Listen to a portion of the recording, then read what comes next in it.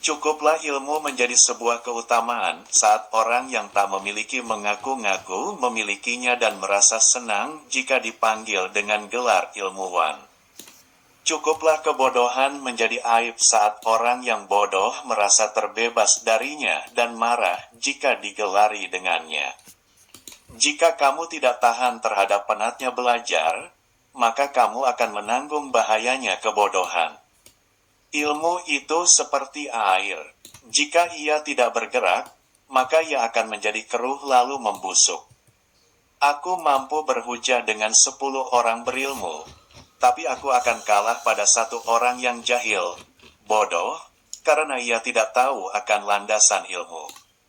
Andaikan aku ditakdirkan mampu menyuapkan ilmu kepadamu, pasti kusuapi engkau dengan ilmu. Besarnya rasa takut itu sesuai dengan kapasitas ilmunya. Betapa aku senang jika semua ilmu yang aku ketahui dimengerti oleh semua orang. Maka dengannya aku mendapat pahala, meskipun mereka tidak memujiku. Ilmu itu bukan yang dihafal, tetapi yang memberi manfaat. Orang yang pandai akan bertanya tentang apa yang ia ketahui dan tidak ia ketahui. Dengan menanyakan apa yang ia ketahui, maka ia akan semakin mantap, dan dengan menanyakan apa yang belum ia ketahui, maka ia akan menjadi tahu. Sementara orang bodoh itu meluapkan kemarahannya karena sulitnya ia belajar, dan ia tidak menyukai pelajaran. Siapa yang menghendaki kehidupan dunia, maka harus disertai dengan ilmu. Dan siapa yang menghendaki kehidupan akhirat, juga harus dengan ilmu. Orang yang berilmu dan beradab, tidak akan diam di kampung halaman. Tinggalkan negerimu, merantaulah ke negeri orang. Orang yang mengkaji ilmu faraid dan sampai pada puncaknya, maka akan tampil sebagai sosok orang yang ahli berhitung. Adapun ilmu hadits, itu akan tampak nilai keberkahan dan kebaikannya pada saat tutup usia. Adapun ilmu fikih, itu merupakan ilmu yang berlaku untuk semua kalangan baik muda maupun yang tua, karena fikih merupakan dasar dari segala ilmu. Ilmu tidak akan dapat diraih kecuali dengan ketabahan. Ilmu itu adalah sesuatu yang bernilai positif, bukan yang menempel di kepala. Tujuan dari sebuah ilmu itu adalah untuk mengamalkannya. Maka ilmu yang hakiki adalah ilmu yang terefleksikan dalam kehidupannya, bukan ilmu yang hanya bertengger di kepala.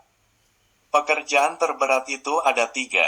Sikap dermawan di saat keadaan sempit, menjauhi dosa di kala sendiri, berkata benar di hadapan orang yang ditakuti. Pilar kepemimpinan itu ada 5. Perkataan yang benar, menyimpan rahasia, menepati janji, senantiasa memberi nasihat, menunaikan amanah.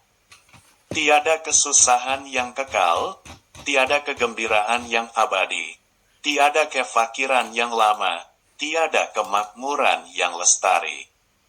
Jika terdapat banyak kebutuhan yang harus dipenuhi, maka mulailah dari yang terpenting dan mendesak. Barang siapa mengadu domba untuk kepentinganmu, maka dia akan mengadu domba dirimu. Dan barang siapa menyampaikan fitnah kepadamu, maka ia akan memfitnahmu.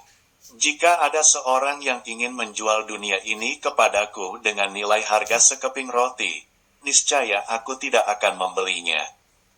Kaji dan dalamilah sebelum engkau menduduki jabatan, karena kalau engkau telah mendudukinya, maka tidak ada kesempatan bagimu untuk mengkaji dan mendalaminya.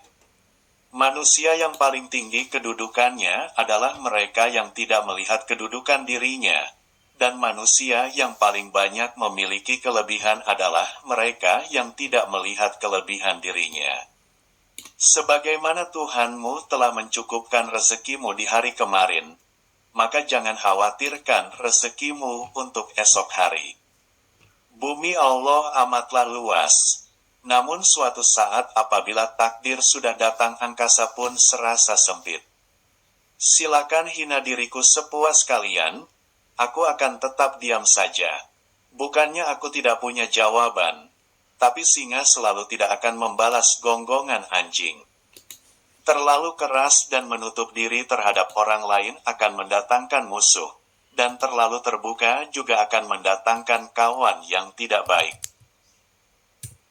Maka posisikan dirimu di antara keduanya.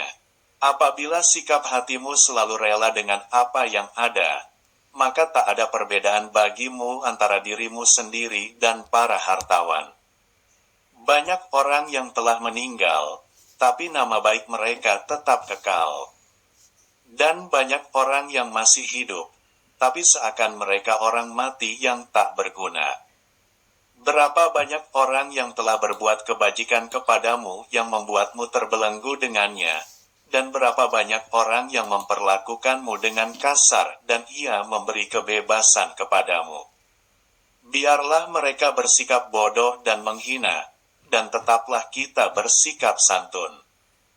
Gaharu akan semakin wangi ketika disulut api.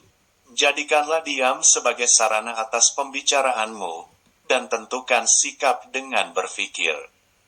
Menghindarkan telinga dari mendengar hal-hal yang tidak baik merupakan suatu keharusan, sebagaimana seseorang mensucikan tutur katanya dari ungkapan buruk.